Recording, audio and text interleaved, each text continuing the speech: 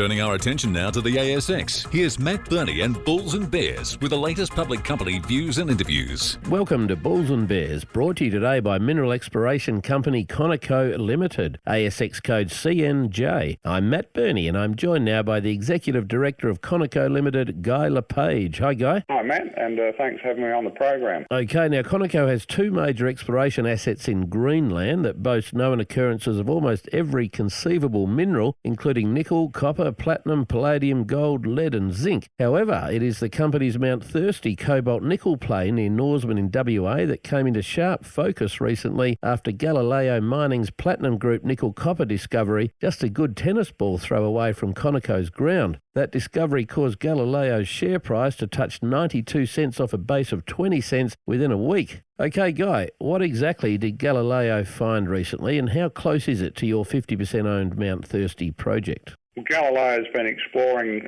for a while for PGEs, and they've been known in that Mount Thirsty's emission cell for some time, but they had the good fortune of returning 33 metres at 2 grams 3Es, which is palladium, platinum, gold, and importantly had a high-grade core of 6 metres at 2.7.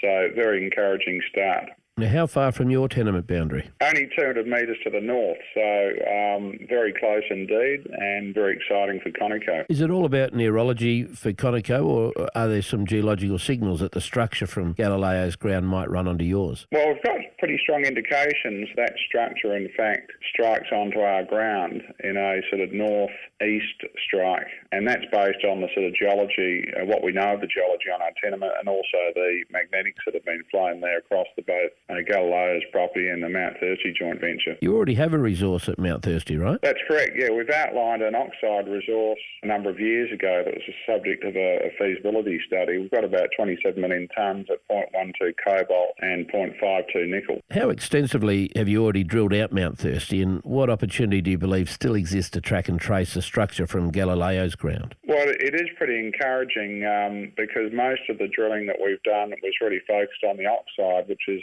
mostly in the top 50 metres, so very little drilling below 100 metres. As far as we're concerned, our whole tenement's wide open. How deep was Galileo's discovery? Around about 140 metres, so we've only got a handful of diamond holes that go beneath that, and only one that we know has gone through that prospective horizon. Guy LePage from Conico Ltd, thanks for joining me on Bulls and Bears today. And remember, we're only here to give you information, not advice, which you should of course seek independently. I'm Matt Burney, and this is Bulls and Bears. For more public company CEO interviews, go to the Money page on the 6PR, 2GB and 3AW websites and click the Public Companies tab.